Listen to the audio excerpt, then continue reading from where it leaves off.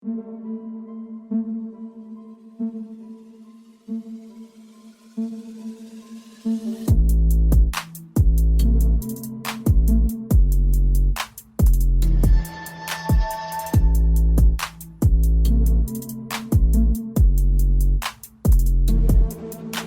and welcome to the 15th edition of the Next Man Up podcast. My name is Logan Wortman, and today I'm once again joined by everyone's favorite Ukrainian American and our resident Philly fan, Anthony Levtsenyuk. On today's episode, recorded Friday, January 29th, in the year of our Lord 2021, we will be discussing the primetime Lakers-Sixers game from earlier this week, as well as topics like Shaq's comments to Donovan Mitchell from a live TNT interview, Bradley Beal's situation in Washington, and the latest in Karis LeVert's medical news. But before I let you guys get into Anthony and I's conversation that we recorded earlier, I just wanted to mention a couple things that happened since our recording, and also a couple other headlines that we didn't really get into.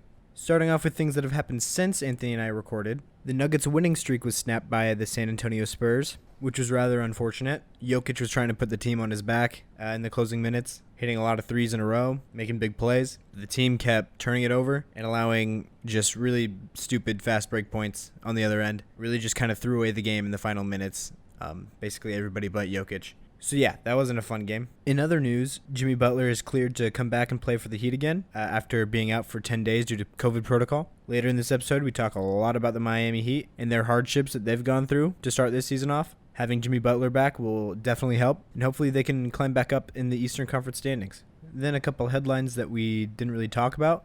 There have been reports that the Clippers and the Knicks are both interested in a trade for Derrick Rose, and also that the Pelicans are currently shopping Lonzo Ball and J.J. Redick. Also, we had the Rockets acquire Kevin Porter Jr. In exchange for a top 55 protected second-round pick. So that's basically nothing. The only way that they would get to have that pick if it lands anywhere from 55 to 60, which is not much. Obviously, the Cavs were just trying to move off of Kevin Porter Jr. There was a news story that came out right before he got traded that he came back to the locker room one day after being out due to COVID, and he found that his locker had been moved to the area over with some of the other younger guys on the team, and his old locker was given to Taurean Prince, who they just acquired in that James Harden trade. Kevin Porter Jr. was apparently not happy about this at all and decided to start throwing things such as food and I think shoes and things like that. Apparently, there's a somewhat intense altercation that went down between Kevin Porter Jr. and front office members and coaching staff members and stuff like that.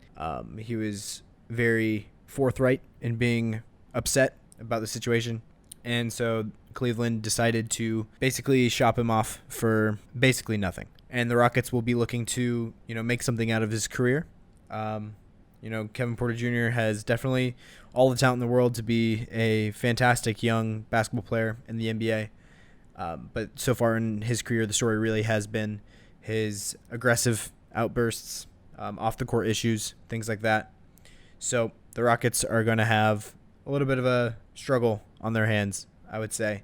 But they do have apparently one of the best, assistant coaches, player development coaches in the league in terms of helping young guys with issues like that along, and John Lucas. So it'll be very interesting to see what happens with that. In other news, there was the game recently between Minnesota and Golden State, in which the number 1 and the number 2 picks in the draft faced off against each other, Anthony Edwards and James Wiseman.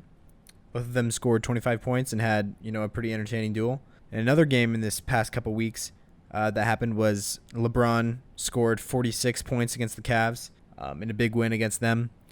Apparently there was some chirping coming from Cleveland front office members towards LeBron from the sidelines, which he said motivated him to have that kind of fourth quarter. So that was rather entertaining. And to finish this kind of little news headline reading segment off, I just wanted to mention that, January 26th just passed a little bit ago, a few days ago. Obviously, that's the 1-year anniversary of the death of Kobe Bryant. Just thought that's something definitely worth mentioning. I know both me and Anthony and also, Jacob, all the guys that are involved with the show, we all recognize what Kobe Bryant meant to this sport, the game of basketball and sports in general. He was a very inspiring figure in terms of competitiveness and drive and just overall work ethic. He will be and has been missed for sure. And I just wanted to pay tribute to that. But yeah, Without further ado, I'm going to let you guys go into Anthony and I's conversation from yesterday. Hey, Anthony, how's it going? Good, I'm good. How are you? I'm doing pretty good. How did you like that Sixers and Lakers game the other night? What Toby did to seal the game for you guys? Oh man, it was beautiful. It was so good to watch. Um, we did choke a lead in the fourth quarter. We were up by like 15 and let it go in like 2 minutes. Was that after the LeBron foul on Embiid? Yeah. That was after. So that was in the fourth quarter. Mm-hmm. The foul I think was second or third. I'm pretty sure. Was it? I thought it was like late in the fourth quarter, like with the 7 minutes left or something like that. Oh no. Oh, It was earlier in the game, but yeah, it was great to see what we could do against the so-called best team in the NBA. So it was it was good to see Embiid play well. mm-hmm. Definitely could have played better, but when going up against one of the best players in the NBA, Anthony Davis, and also his worst nightmare, Marcus um, Hall.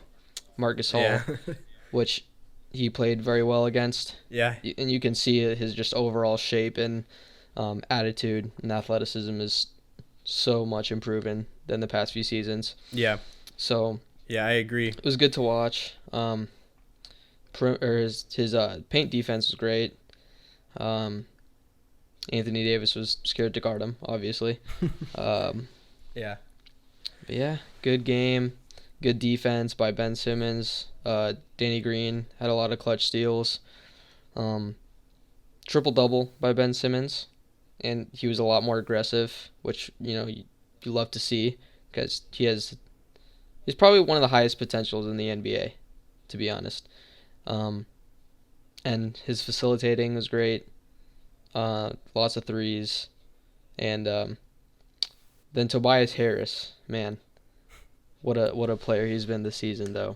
Yeah, yeah. And I did predict before the season started that he was going to have a huge year You really under did. Doc Rivers. I think I need to owe you a bit of an apology for that one. I was doubting you on that one.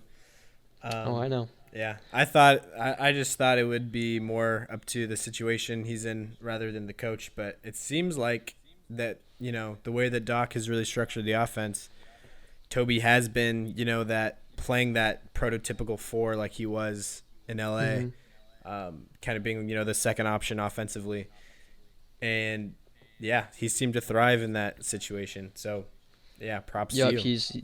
he's driving to the basket. He's shooting a lot more mid ranges, and he's hitting his threes at a good rate.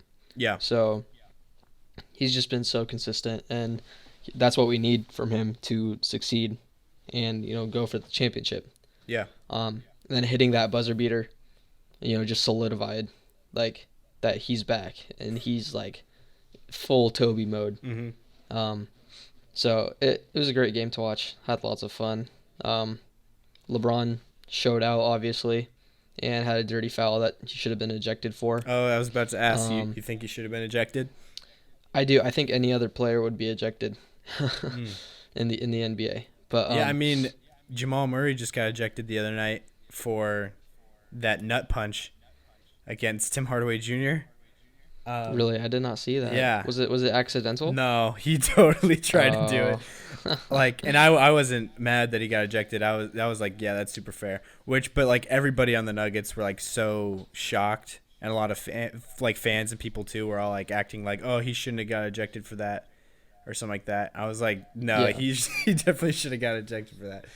He totally sure. he like was driving right past Tim Hardaway, and then like he very like just on the slow motion replay, like he's just like really intentionally going under him, like completely racking him with like his forearm. Like it was, Jeez. yeah, but it was because he kept getting fouled on the other end and was like mad about it, and then so he did that. But yeah, it was It's just frustration foul. yeah, Yeah. it was stupid though.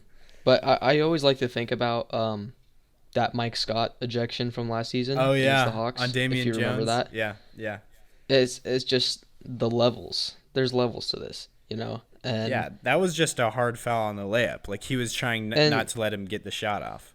That's He put his hands up, he walked away, and he talked to Damian Jones after that. Yeah. And they were all good because it was a normal basketball foul that you know try to stop the basket, make him go to the line and get his points from there. yeah.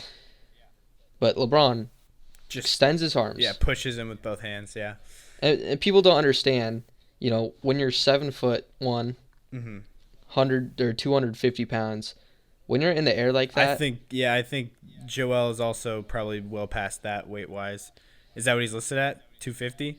I just kind of Okay. estimate. I think he's like 285 probably. It would be my oh my guess. gosh, Because well, LeBron's yeah. 250. So.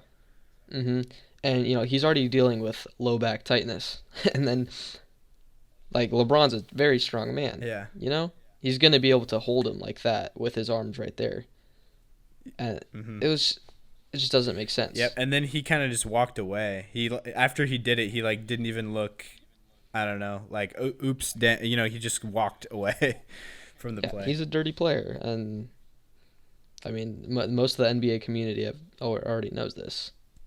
So, but yeah, I just and people on social media calling it a flop, and it's just like that doesn't make sense. Yeah, I wouldn't call it a flop, but it was like. Do you think? I don't know if I would say he should have got ejected for it.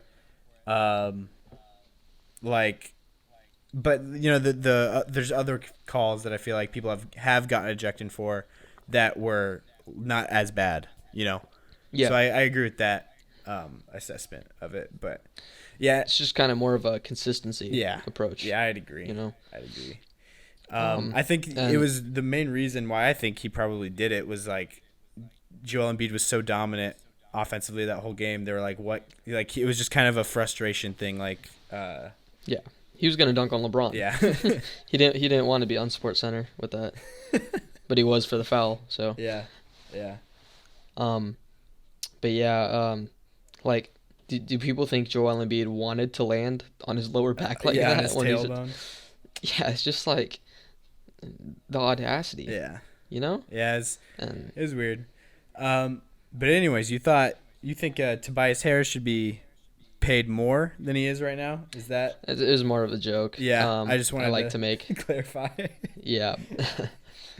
I mean, he's playing like he deserves that money that he already has, though. So yeah, and you know, I've always thought that Tobias Harris, you know, could be a great player, an all-star player. You know, someone who averages 20 to 25 points a game, 10 rebounds, and plays solid defense, and just that great second, third option on the team. Mm-hmm. And I think he definitely deserves all-star. Probably not a starter, but one of the bench. Just how good he's playing. Yeah, I mean, it could definitely happen for sure. Speaking of all-star, have you voted yet? The voting opened yesterday. Oh shoot, I gotta do that. Yeah, I've been voting. So it's a daily thing. You get to vote for the starters.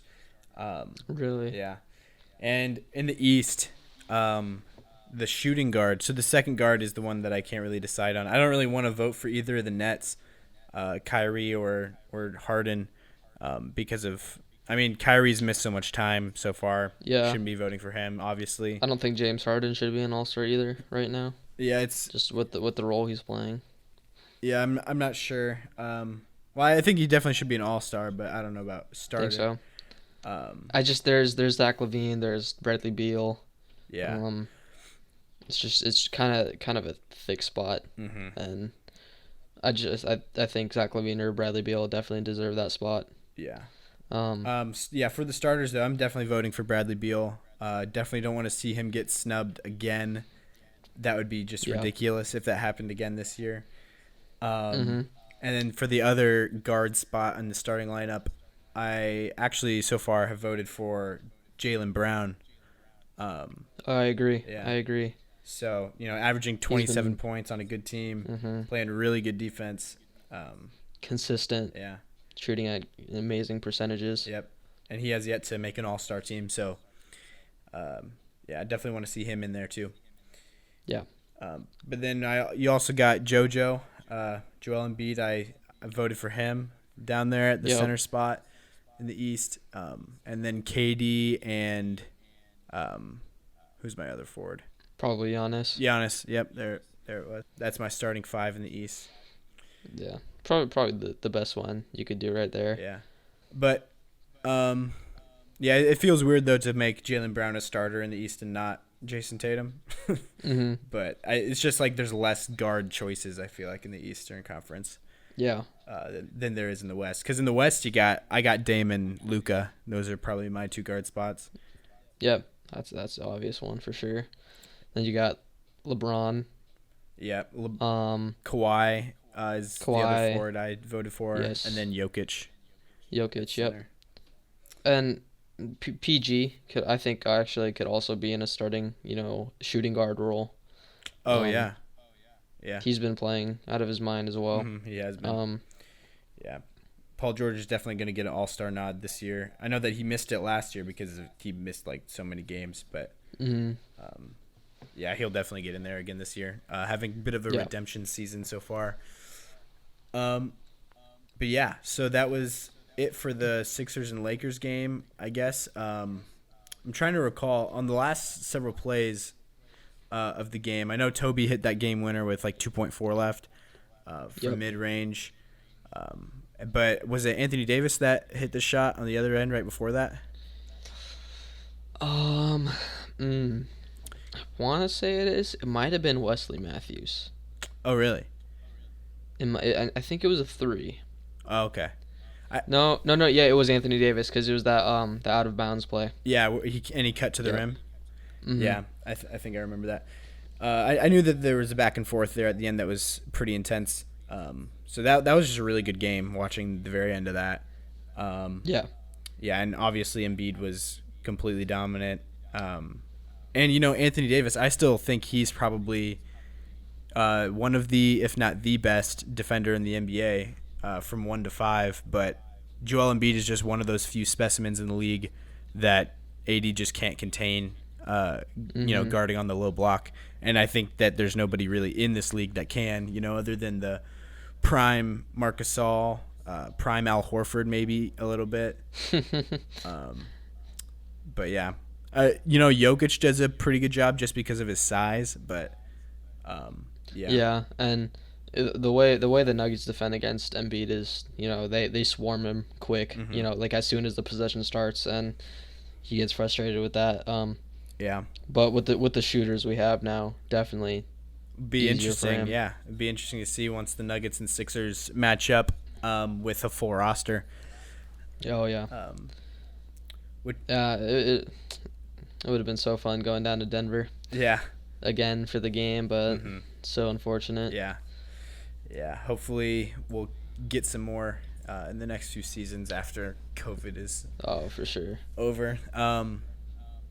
But yeah, it's been weird with all of these COVID protocols with people sitting out in the games. I feel like this regular season is almost like the standings right now are so jumbled and so almost meaningless to a point because of how many games are just completely missed. Like I was looking at it, 76ers, their first actually I feel like really impressive win was that Lakers win the other night. If you look at their schedule, they played the Pistons twice. They played, I think, the Celtics without Jason Tatum twice in a row. Yep. And Peyton Pritchard. Yeah, they put the Heat that didn't have basically anybody. Twice. In the first game we had nobody, but then in the second Heat game we had a pretty much full team. Yeah, you played the Grizzlies without Jaren Jackson Jr., but and you actually lost that game too. We didn't have Embiid that game. Yeah, that without Embiid. Yeah, we're undefeated with Embiid. Actually no, that's wrong. We're undefeated with the full team being healthy. But when we're without Embiid, we can't win games. So I like that we're resting him every other game. 2 out of 3, 1 out of 3 games we're resting him because he's just that important, and we don't need him to be using all of his energy on this regular season because we have potential. So I just want him to stay healthy. Yeah, that's what I would like about trading for Zach LaVine or Beal. If Embiid has to sit out, then we have a player that can take that number one scoring role and lead the team with some other stars around him like Ben Simmons or Toby. But we'd have to definitely give away one of those two Mm-hmm. players to Yeah. get the star Yeah, player that can for score. sure. And it's probably going to be Simmons. I would guess. Yeah. The problem with giving away Simmons just we lose so much defending.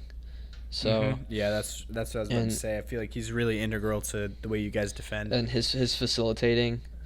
He's number one right now in assisting 3-pointers. Yeah, So yeah, that's true. But I feel like whoever you get in return for Simmons can take a little bit of that ball handling role. hmm Especially with a guy like Beal or Levine can play make a bit, and are obviously more of a scoring threat. yeah. But yeah, defensively, I think you're gonna have a big gap there without Simmons. And so it's weird. Like you wonder if it's the better choice, getting rid of Simmons to get more offensive firepower, or staying with Simmons to keep that really good, defensive rating that you guys have. So it'll be interesting to see. It seems weird, like with Simmons, obviously with Doc Rivers, his system, it seems to have been to the detriment of like Ben Simmons's offensive production. Like it's working to win games, Yeah. but it's definitely made Ben Simmons take a bit of a backseat. hmm But it seems like he's been okay with that for the most part. Yeah. Even when Joel Embiid is out, Ben Simmons seems to try to still fit in that same role that he would be with Joel on the court. And Um, just I think he still needs to be more aggressive, and I think his confidence is lacking. Right now, his it's obviously built up after winning against the Lakers. But sometimes when he drives, he just throws a stupid pass instead of putting up a shot and looking to get fouled. So I think he needs to be more aggressive, and when he's aggressive, it opens up more space for Embiid. So, yeah. more space for Embiid, more space for the shooters to be open. So I think he's got to be more aggressive still, but I love the way he's playing, and his defensive performance is always great. He always gets clutch steals, clutch blocks, very good rebounder. So I love him. I love him on the team, and we're undefeated, full team healthy. So I don't think there's a real reason to drop him right now and trade him. Yeah, I mean, I think if the season ended today, he would be in the top 2, definitely, for Defensive Player of the Year. He might even win it. The other guy, obviously, I would say was Rudy Gobert. Yeah. But, yeah, that would be Simmons is honestly, I just think he's been really underrated this season from a lot of the media. For sure. Stuff, people just saying he needs to learn how to shoot and all those things, which I don't disagree with, but, he has been a very impactful player, even without that dimension to his game so far this season. So, yeah, we agree on that. But then, so the Nuggets and Heat game that I watched the other night was very ugly. I was watching that instead of the Sixers-Lakers game because just, I'm a Nuggets fan. I've been catching every game this season. But yeah, I kind of wish I would have just watched the Sixers-Lakers game instead. It's the Heat are very interesting this season without, a lot of their really key players have been relying on Bam Adebayo as their number one option offensively. Yeah. Which is one of, I think, Bam's I don't know, like 5th or 6th best skill is scoring. He's much better at a lot of other things. Being a number one option is definitely not one of them. But, he's been actually playing pretty well, scoring in the mid-range pretty efficiently. Not a lot of centers in this league can really guard Bam very well. Yeah. Just because of his athleticism and, his pretty good shot-making ability from the mid-range. But beyond that, I don't think they have a super efficient offense. You got Duncan Robinson hitting some shots. Tyler Hero's been really shaky so far this season. but he had a really good game last night. Almost won the game for them against the Clippers. But I guess why I bring the Heat up is, I'm not too worried about them because I think once they get back Jimmy, once they get Goran back, Andre Iguodala, just their whole slew of players that they're going to have back, and they get into the postseason, spot. I feel like, this situation and this time is going to be very beneficial for them looking back. Yeah. Just because they're going to have a lot of run for, a lot of those fringe guys on the roster. Gabe Vincent is a guy that has been super impressive to me. Just, he's been facilitating, handling offense, making crazy three-point shots, and defending at a pretty high level from the point guard position. Mm-hmm. I think Gabe Vincent is another one of those guys that is like a revelation for the Heat. They just always seem to pull out these guys.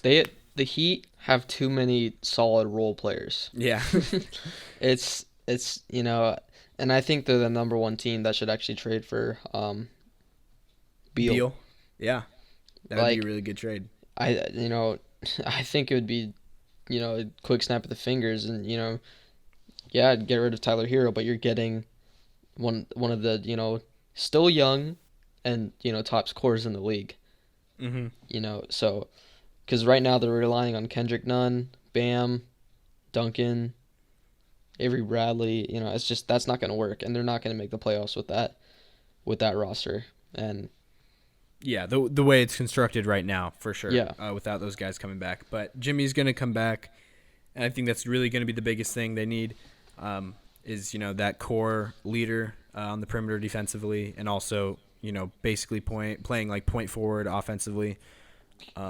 Is going to provide some, scoring and facilitating. Basically, we all know what Jimmy Butler provides. We've seen it on the biggest stage in the world. So I think they're definitely going to, hit their stride once again once they get some of those guys back. But, yeah, I'd agree. So far, they have not looked good. I think they are sitting at 13th. Yeah, 13th out of 15 in the Eastern Conference. Raptors are, making a comeback right now after their terrible start. Yeah, they have been. Do you have any thoughts on that? Yeah. I mean, it's kind of obvious that they would get better as the season went on. Finding new ways to operate, playing Boucher more. I think he's actually the key to their winning right now. Yeah. Dude, he's really nice center. Yep. Like a 21st century center too. Yeah, threes and dunks. Exactly, and he's done very well. So I like him, and he's a good piece to possibly build around in the future with Van Fleet, and OG. Those three players right there are they're all very young, so yeah. they have lots of potential. I actually think they should possibly look to trade Kyle Lowry, and kind of see if they can get some more shooting, and better defense.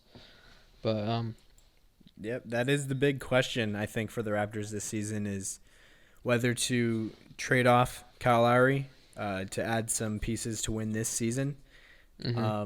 Or to keep him, and kind of reward him for the career that he's had there in Toronto. So I think definitely like the heart would say just let him stay, because I think that's what a lot of Toronto fans probably want. But yeah, if they did look into trading Kyle Lowry, what do you think they would stand to gain from that? What do you think they could get in return? It's kind of tough to look at. Because I think he's making in the 30s of millions. He's on an expiring contract, so I think that's going to be pretty attractive for any contender out there. Oh yeah, for sure. I would say, namely, the Clippers. The Clippers would be a team to look out for. Oh yeah, that would fit really well. But what would you get from the Clippers that would really help the Raptors? Don't say Serge Ibaka. I was kind of thinking. Yeah. I was kind of thinking because that's exactly someone who they need. Yeah. Let's see. Possibly someone like, Reggie Jackson along in that trade. Mm. Maybe someone like Batum along with it as well. Yeah. Um, Marcus Morris. Marcus Morris too, that piece of trash. Um, both of the Morris twins. Yeah. Despise both of them, and I think they should be suspended from the NBA with all their antics. But They are good 3-and-D tough wings though. But yes, but yeah. they've had so many, problems with text and all of that, and it's just like it's worse than Draymond Green. I feel bad for Draymond Green because he gets looked at as like the enemy of the NBA, but he's like, it's just, Yeah. when you have the Morris twins, it's like, dude, Draymond Green's not even compared to them. Mhm. So, yeah, that's just my thought on that. Yeah. Back to the topic though, yeah. So, definitely, possibly Reggie Jackson, to get another guard, and Marcus Morris. Yeah, I think that would be a good trade for him. Yeah. Yeah. I mean, I feel like if they do make that trade, Raptors aren't really going to be doing anything this season anyways. So I don't really see the point in doing it. Maybe just let Kyle Lowry, finish out his tenure. I can definitely see that for the side of the Clippers, though. Getting a point guard that can provide, some really veteran, leadership and facilitating capabilities, I think would be really good for the Clippers.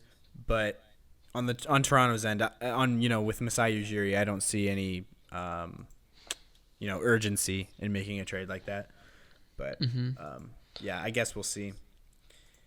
But yeah, back to the Heat though, really quick.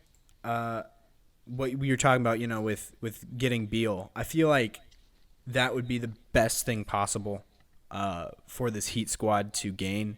Like we said, they have a lot of those really good role players or like really interesting, fringe rotation players. Mm-hmm. I've been watching the last couple of the Miami Heat games, and I like, what I see from KZ Okpala. I feel like he's a pretty interesting, intriguing 3-and-D wing that can really seems like he can guard at least 1 through 3, maybe even 1 through 4, depending on the matchup. But he's got some length. He was shutting down Lou Williams the other night in the fourth quarter, which is interesting because he's like 6'9", and Lou Williams is 6'1". But yeah, so I think, and then Gabe Vincent, like I mentioned, has been really good. Kendrick Nunn, obviously, he burst on the scene last year, but he's been pretty solid for them this year as well. Yeah. Kelly Olynyk, Precious Achiuwa is a really nice rookie out of Memphis that has been just an energizer on the glass and catching lobs from Tyler Hero and other guys in the pick and roll. I really liked what I've seen from him, and yeah, so I think Miami, making a trade like Tyler Hero and maybe even Precious Achiuwa and a couple picks for Bradley Beal would be a very interesting move. And I think that would be the best thing for the Heat. Yeah. I mean, like he's 26, 27, but he doesn't get injured. And he's just consistent. He's a good leader.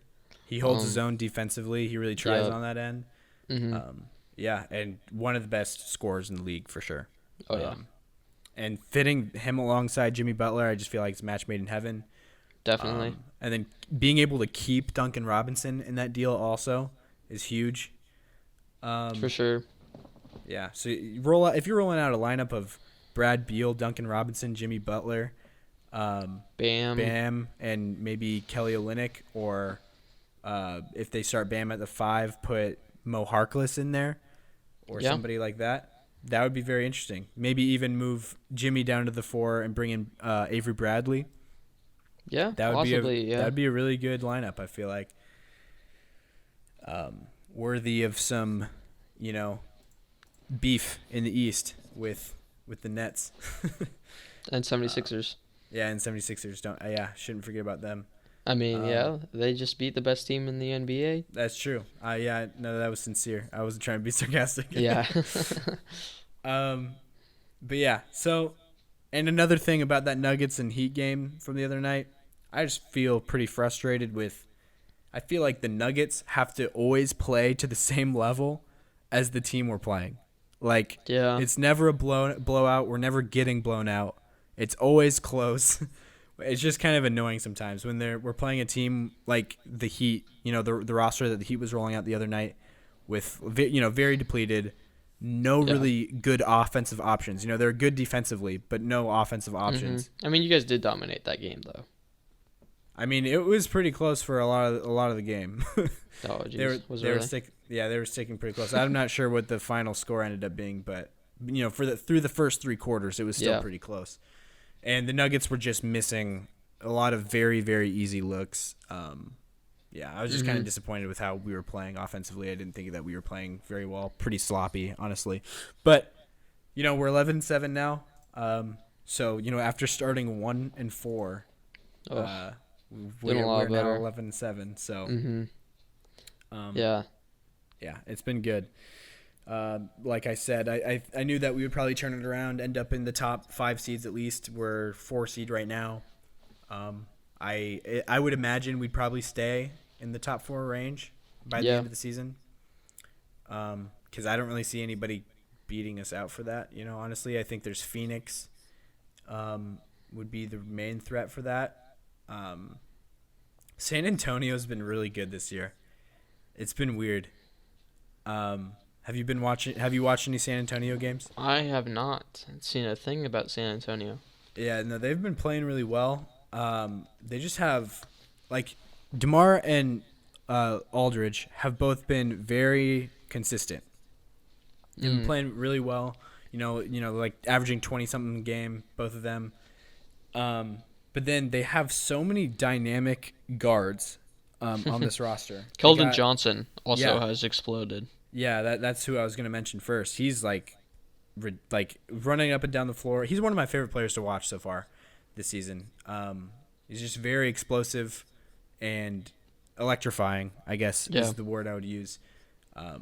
But, you know, with that, like, you know, a lot of young, wiry guards comes some inconsistencies with them. But I feel like they're getting something special from at least 1 or 2 of them every night. Yeah. With, you know, Keldon Johnson, the rookie Devin Vassell. Then they got Lonnie Walker, the 4th. DeJounte Murray. Derek White, even. Patty Mills has been ridiculous in, like, small sample size. I think he's been playing, you know, in the low 20 minutes per game. But he's been ridiculous. I think, according to, like, some advanced stats, the most efficient pick-and-roll duo this season has been Patty Mills and Jakob Poeltl. That's funny. Which is just, it's an interesting stat, but he's been, you know, kind of catching fire in the second unit. They just, and it's been really fun to see them just kind of commit with a lot of lineups with DeMar at the 4. It's just kind of cool. It's just fun to watch. And they're kind of the opposite of the Spurs philosophy for so many years, being, you know, they used to be a very slow, like, make the right play team, pass it around, find a good shot. Yeah. Now they're like run up and down the floor really quick, you know, getting the quickest shot possible, basically. So and that just shows how, you know, good of the coach Popovich is. You know, is still the way he can adjust his system to the players on his team. You know, it's not about the system; it's about the players he has, the capabilities of his players. So it's just it's insane to see for sure. Yeah, exactly. That's a great point. But yeah, moving on, I kind of wanted to mention the Jazz, just because they're a team that I feel like a lot of people doubted at the beginning of the season, and I was kind of thinking in the back of my mind while everybody was making, you know, their power rankings and their predictions and stuff like that, I was like, honestly, I might have more faith in the Jazz this season than my own team, the Nuggets, even before the season started. Yeah. just roster construction wise, I feel like the Jazz just have 1 through like 9, just really good players that fit really well together. Yeah. Gobert has been the best defensive center, I would say, in basketball so far. Apologies to Joel Embiid. And I guess it's somewhat fair. and then also Miles Turner, I would say, is probably the third one to round out that top 3. Yeah. I think Miles Turner has the most blocks. He's on pace to have the most blocks since Hakeem Olajuwon in a season. Oh my goodness. Which is kind of ridiculous. But the Pacers defense hasn't been like tremendous. They've been pretty much league average so far. So yeah. But Jazz have been, I think, the second or third best defense so far in the league. With small sample size, because I think Knicks are number 1. So it's been weird, but the Jazz though, they've got. I feel like they have 3 guys that you could all say might be the best player on their team so far. Obviously Donovan Mitchell because of the carrying the scoring load. Yeah. And then Rudy Gobert just anchoring the defense, and then also Michael Conley. Yeah, Mike Conley has been great for them. He has been ridiculously good. Like him and Gobert in the pick and roll has really been carrying a lot of their offense through quarters 2 and 3, and then also him just nailing threes like above the break, and in the corner, if really from anywhere. Yeah. And handling the ball a lot, facilitating, just being a really smart veteran leader on that team has been awesome. And then 6-man Jordan Clarkson. Jordan Clarkson. Yep. If the season stopped today, he's 100% 6th man of the year. He's been wild. Yeah, lighting the world on fire. And yeah, it's good to see. Yeah. For sure. Royce O'Neal. Yeah, he's been also shooting the lights very out. Good. Yep. Mm-hmm. Their whole team can pretty much shoot except Gobert. So it's just they have the piece. They have really good shooters. Honestly, Donovan Mitchell, out of their main rotation players, might be one of the less good or less reliable 3-point shooters. Yeah, I would definitely have like Bogdanovich. Yeah. Even though he started off the season slow, but he's been picking it up recently. Mm-hmm. He had surgery on his wrist. So that's something you're gonna have to recondition. Mm-hmm. For sure. But I think he's gonna be catching back up, and be playing like the player he was last season, which was really good player. I was considering him putting on like the All-Star team last year. Really? Yeah, but just because I just really liked the game that he was playing last year. He had like 21 points per game, and was like 50, 40, 90 almost. So, but yeah, and then also who am I forgetting? I feel like we're forgetting somebody. Joe Ingles. How could we forget about Jingles? He hasn't been playing because he's been out, but he's just another really good rotation piece that they have on that team. Yep. George Niang. I've been impressed with Oni. I don't remember his first name, but that number 81. He's like Mie Oni. Oh, Nie Oni. Yeah, that's what it was. But yeah, he's been a really good defensive guard, hitting some threes too.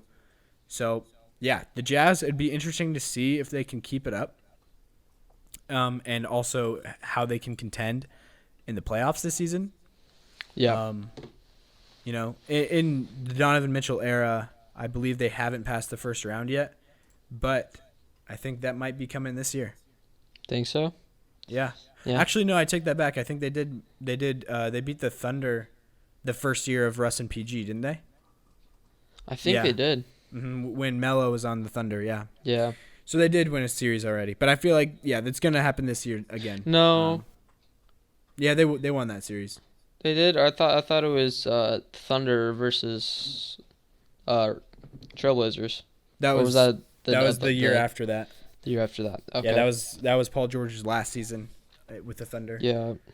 But yeah, that shouldn't have happened though. I feel like the Jazz a couple seasons ago, because I feel like the Jazz are a much better team right now than they were 3 years ago. For sure. But yeah, I guess it just shows how the league kind of fluctuates. But yeah, I see the Lakers definitely taking the title again. I feel like I need to say that every episode just to make sure. But who you got? Beginning of the season, I predicted Clippers. With Paul George winning Finals MVP. There's some spice on that take. There's definitely some spice there. I think it's possible.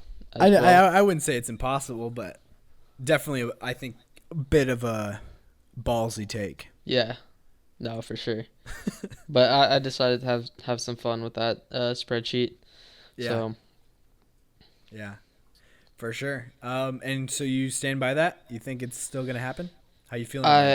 I mean, I put it in, so I think I have to stand by it. I obviously want the 76ers to win it all, and I think they do if have a chance if Embiid is healthy. Mm-hmm. Yeah. I mean, we're obviously going to be looking at that spreadsheet at the end of the season to see how close everybody was, but yeah. I think that we should definitely be able to change our take as we go through how things change. Yeah. What we're thinking about. So that's definitely still allowed also. The more information you have, the better of a guess you can make. That's true. So, yeah. I mean, before the playoffs start, I'm obviously going to have predictions again. But, yeah. And we'll see. It's just going to be better. Last season, I picked Lakers at the very beginning of the season, and I didn't change it all the way through. I was very tempted to, right at the start of the playoffs. Very tempted to. I was thinking about changing it to the Clippers, but I didn't. Good choice. So, yeah, I think, we're going to do something similar like that again this year. And I still take Lakers. I feel like they're just better this season. So, I think they're going to face maybe a little bit of a tougher challenge in the Eastern Conference. So what is your finals matchup right now? Man, the Sixers are very intriguing, but I don't know. I just don't know. I don't have a whole lot of faith. I'll just say that. Because we've seen these flashes of the Sixers in the last few seasons before, where we think, oh, they're really going to do it this year. But it just come postseason time, I think they would have won it all the year Kawhi hit that shot. Mm-hmm. That shot was just so lucky, and it just sucks. We were up 3-2 in that series. Yeah. I feel like it definitely could have happened. Nothing's guaranteed, but yeah, if Kawhi misses that shot and they go into overtime, maybe you pull out that game. Maybe you do. Maybe you do win it all. But I feel like Jimmy Butler probably would have been best guess for Finals MVP that year. Definitely. Yeah, he was balling that series. Yeah. For sure. But yeah, while we're on the topic of the Jazz, I know that so when Shaq interviewed Donovan Mitchell, the whole cast of the NBA on TNT interviewed Donovan Mitchell post game. Shaq had that one thing that he said that kind of went viral. I shouldn't say kind of, actually. It did go very viral. It exploded. And you sent that to the group chat on Twitter with you, me, and Jacob. And I think you said something like, I like Shaq, but this is the dumbest thing he's ever said, or something along those lines. Yeah. So I'll still push back on that. But, from what I initially responded to, when you sent that, I feel like my position has changed maybe a little bit since then. Because I feel like everybody's response has been the same to it. Basically the same as what you had, which was definitely negative. Like, you didn't think that Shaq should have said something like that. So I guess for the listeners, what did you first think when you saw that clip? I just think it was kind of just too blunt the way he said that. He could have just said, you're one of my favorite players in the league, but I still need to see more out of you to for me to put you on that high level of elite guards in the NBA. So I think he could have just said it a lot better. Yeah, just the way he said it was just kind of too harsh, Yeah, especially for for someone with his pedigree. hmm Yeah, I definitely can see that now. Especially just after like seeing all the players that reacted to it, like LeBron and KD, all kind of responded to it on Twitter. Kind of bashing Shaq for it. Yeah. Um, and I guess the way I was thinking of it was like if I was Donovan Mitchell, like I'm trying to put myself in Donovan Mitchell's shoes, and I'm getting that question or getting hearing that through the headphones, being interviewed after a game from Shaq. Like I would initially, like right away, I would have just laughed and been like, oh, I know what he's doing. Like I know that Shaq, because I honestly don't think Shaq was doing that just to be a jerk. Like why would he do? He was definitely doing it because he wanted to motivate him. Like that was what he was trying to do. So for me, if I would have heard it, I just right away would have been like, oh yeah, I would have really appreciated it. I'd been like, I feel like I would have taken it as a compliment almost, where I would have been like, oh, he's saying that because he really does want me to get to that next level, and he's just painting himself as a jerk because he feels like that can help me. I can use that as fuel, and so I would have been like, I honestly probably if I was Donovan Mitchell would have been like, thanks, like I would have said thank you right there, but I know not everybody really sees it that way. A lot of people are more like, Donovan Mitchell has been playing really well. Shaq's just being a hater, things like that. So I understand both sides. I feel like it really depends on who you are, I guess, of like, being asked the question. And I feel like Donovan Mitchell, what he said like later kind of made it seem like he didn't really appreciate what Shaq said. So, yeah. But yeah, for ratings wise, I heard a lot of people talking about it, like saying, the NBA could present a better product if it wasn't, old heads just hating on the game, hating on like young players. And I probably do agree with that too. Like if it was more encouraging, like I heard a lot of people comparing it to like how the NFL covers their league. Like all the people on the broadcast are always talking about how amazing all these young talented quarterbacks or young people are. They're never like just completely bashing them and talking about like, oh, my era was so much better, like that type of stuff. Yeah. So yeah, I definitely see that point. What do you think about that? Yeah, no, for sure. And I think, on that TNT, that crew right there, Ernie Johnson definitely holds it together. Yeah. holds the group together. Yeah. With what they say. But yeah, I think they definitely could do better by just being more positive to the young players, younger generation. Mm-hmm. It's a 3-point shooting is now a huge part of the game, which I feel like most old heads don't really like. Mm-hmm. They like when going to the basket, playing tough defense. Yeah. Also drawing fouls. Drawing fouls. Thing. Yeah. Which I understand. It kind of adds more fire to the game. But I think the game's gonna change. Everything changes over time. Yep. So they just have to understand, and just be like, okay, this is how we play now. Mm-hmm. So just be okay with it, adjust to it, research it. There's no need to trash on those players. Yeah, research it for sure. That made me think of another thing Shaq said to a young player recently, which was Christian Wood. In that post-game interview, he said, "I'm not familiar with your game," or something like that. And Christian Wood said, I believe he responded with like casual.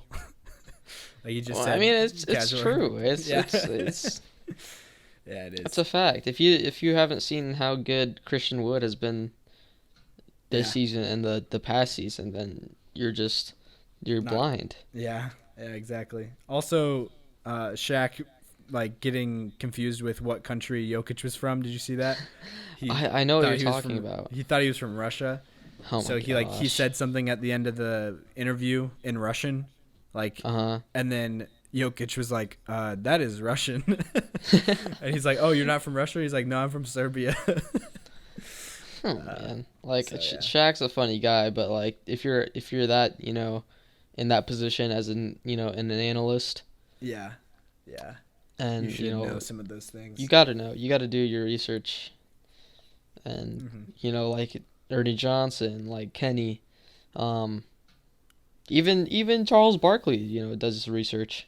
So I feel like Shaq and Charles are probably the two ones that don't hold up on that end, because like I know they play that game like with Charles all the time. They go, like, where does this player play? Like, they show him a random player, and then he has to choose, and he gets almost every single one wrong. Oh my gosh! Because there's like it's a bunch of like lesser known players like on fringe of rotation, but still, yeah. Interesting. Yeah. So. But yeah, so I feel like TNT could definitely use some more, better research. But also, I feel like that's what attracts a lot of people to it. Attracts more casual fans because you're just watching some NBA legends that are just kind of goofy and entertaining. So, which it is. Yeah. It is fun to watch them. Yeah, for sure. Compared to ESPN, where I just sit there and fall asleep listening to Paul Pierce and Jay Williams. Yeah. Yeah. Yeah, so moving on, we also got Karis LeVert. He had a very interesting past couple weeks after the James Harden trade where he was sent to Indiana. He had to go and get screened, medically screened for just protocol for any traded player, basically, that Indiana is receiving in. They had this policy. They have to go through this MRI, and they found a growth on his left kidney. Yep. That was cancerous, but so that was very, like, I feel like a blessing in disguise. That's for sure. Because he played, what is it, like his first 6 or 7 seasons with the Nets, never changed teams. Yep. And now finally when he does in a trade mid-season, just because Harden was asking out of Houston, and like I don't know if that was part of Houston's protocol, if they would have screened him with an MRI or not.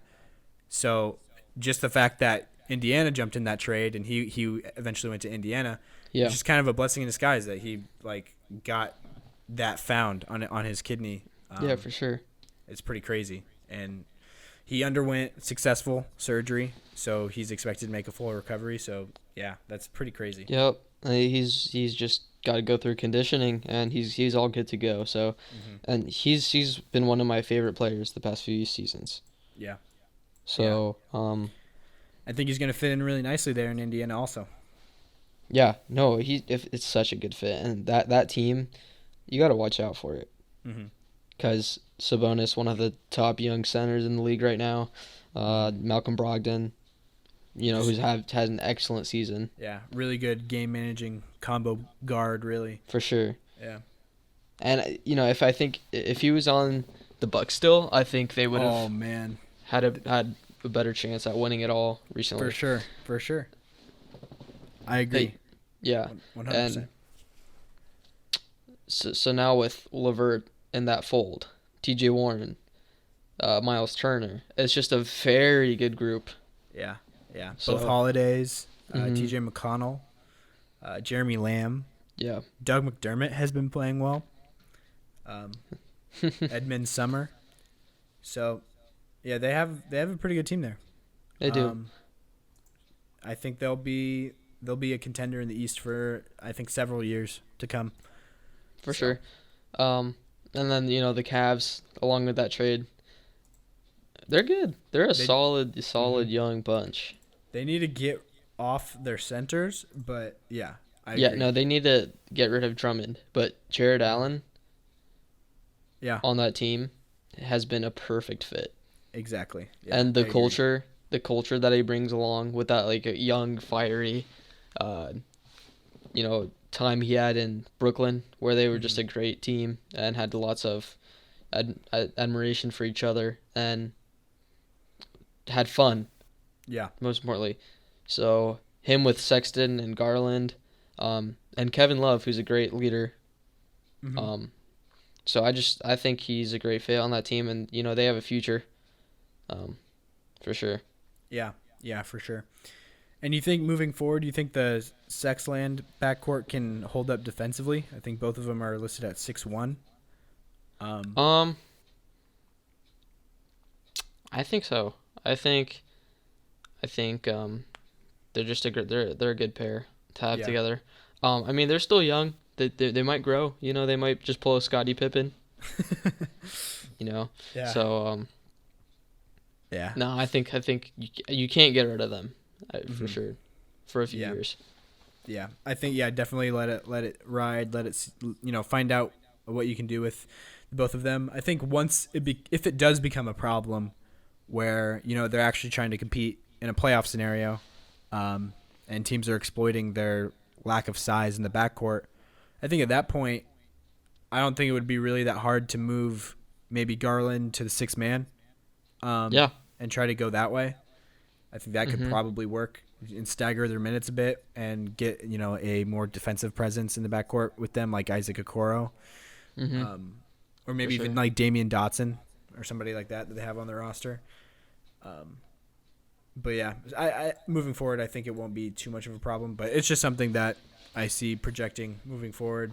Kind of a weird fit, in the modern NBA having 2 6'1" guards. Yeah. Toronto did it for the past couple seasons and pretty well. So, um, yeah, and I believe both of them are actually maybe even shorter than that. Fred VanVleet, I think, is 6 foot. So, Yeah. No, I think yeah. so. Um, Other things I had to talk about was something that we already kind of touched on a bit. Bradley Beal. Um, you know, Bradley Beal potential trades that might happen have been very interesting to be thinking about very recently, especially since the Wizards don't seem to be getting any better, Mhm. and he's looked very frustrated on the bench. I know that he did clarify the other night and say like he still wants to win in Washington, but he's just very upset with losing right now. Yeah. And Um, yeah, it's good to see that he's frustrated. It's yeah, not a bad thing to see him upset on the bench. That's what you want out of your best player. yeah, yeah. He's putting up numbers. He's putting up, He's leading the league all in the scoring. stats, Yeah. but he doesn't care about that. He cares about winning. Uh-huh. So that's exactly when you want to see out of a player. Yeah. Um, but I think he's just wasting his potential and his prime, and Yeah. he's gotta get out Yeah. of I Washington. mean, I think I would predict I wouldn't be surprised if a Beal trade happened in the next week or so. Honestly Mhm. wouldn't be surprised, but I also wouldn't be surprised, and this is probably what I would bet on, is Washington moving off of Scott Brooks first. Oh, for and sure. and He's been seeing awful mhm. for the Wizards. He's a big reason why they're 3-11 for sure. Yeah. The lineups that they've been rolling out have just been very wacky.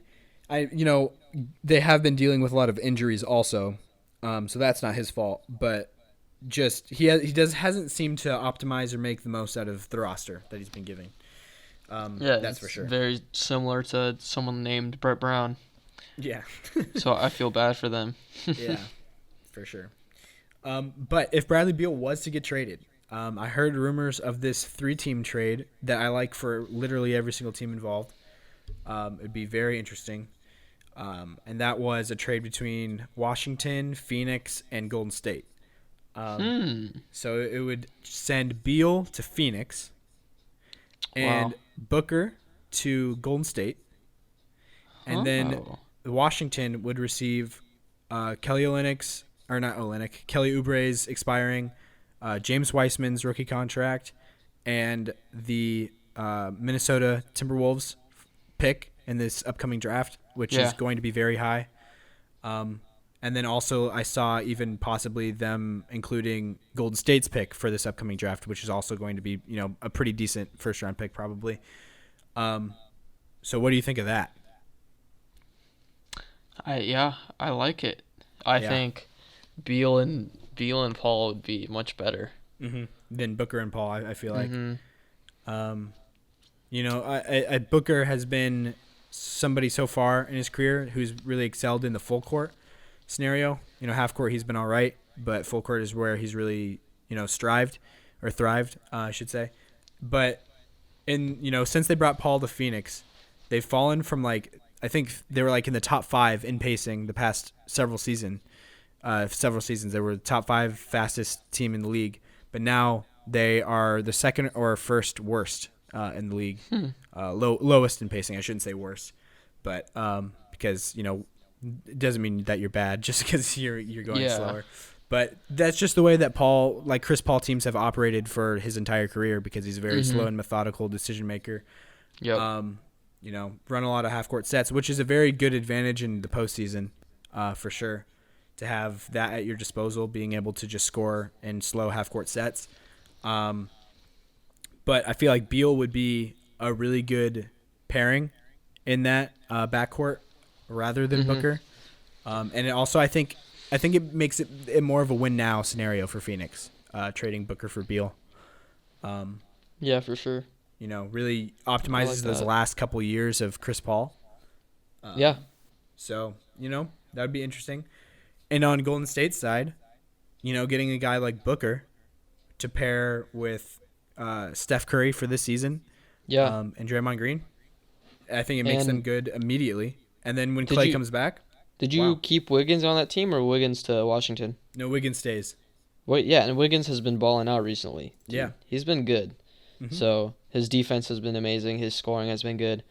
So that team could pan out very well. Yeah, for sure.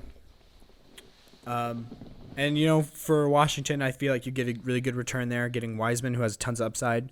And they need big men. Yeah, and then potentially 2 first-round, lottery picks, even almost. Yeah. One of them probably very high, like top 4, probably something like that. Mm-hmm. So, and this 2021 draft is going to be very, very enticing. It is going to be deep. Yeah. Yeah, other than that, I think we should wrap up this episode. I'm going to mention really quick, Steph Curry has passed Reggie Miller all-time in three-pointers. Now he just has Ray Allen to beat, which I feel like is going to happen probably. I don't know if it will happen this season, but because I feel like that would be a lot to get. Because I think it's like 400 threes he's behind Ray Allen right now. So probably not this season, but I feel like he's definitely going to reach that. Next season. Yeah, next season. So, and possibly, I feel like the over-under for Steph is like 4,000 threes on his career. It could happen, honestly. It could, definitely. He's at 25-something right now. Oh, yeah, I think that could easily happen. Yeah. So, it'll be interesting to see. But yeah, congrats to Steph Curry for that. Did you see that in his interview the other day? He didn't know that the Sixers were the number 1 seed in the East. Really? Yeah. What did he say? Somebody asked him. They were like, "So, what do you think about the 76ers and your brother leading the East, or something like that? Like, what are your thoughts on that?" And he was like, "Honestly, I didn't even know that they were number 1 in the East. I don't really follow the East, but that's pretty cool." He's like, "I knew that he was balling out, so," or he said something like that. It's pretty funny. But yeah, he doesn't even pay attention to the Eastern Conference. Yeah, no, I'm not surprised. He's got to stay focused. Yeah. So do you see them making the playoffs now? These past few games after them. Golden State? Yeah. I what I've been saying all season is I think they're going to be somewhere 7-10, and I'd probably keep that prediction. So technically, yes, I think they're going to be in the playoffs, but they'd have to win a play-in scenario to get there. Whether they have home court advantage or not, for I sure. don't know. But yeah, I think they'll be in the play-in. That would be my prediction. Which they're sitting at 9 right now. But honestly, the West has kind of disappointed so far. A lot of those fringe teams, like the teams that are higher up in the standings, are the teams that I didn't think would be that high. Like Spurs, Grizzlies,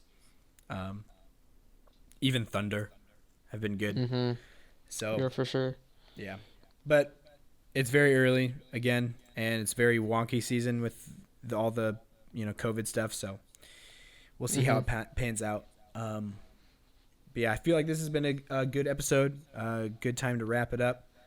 Yep. So yeah, thank you guys for listening. Subscribe if you want to, like the video on YouTube. or follow the feed on Spotify if you're listening there. But yeah, Anthony, you want to send us off? Adios, amigos.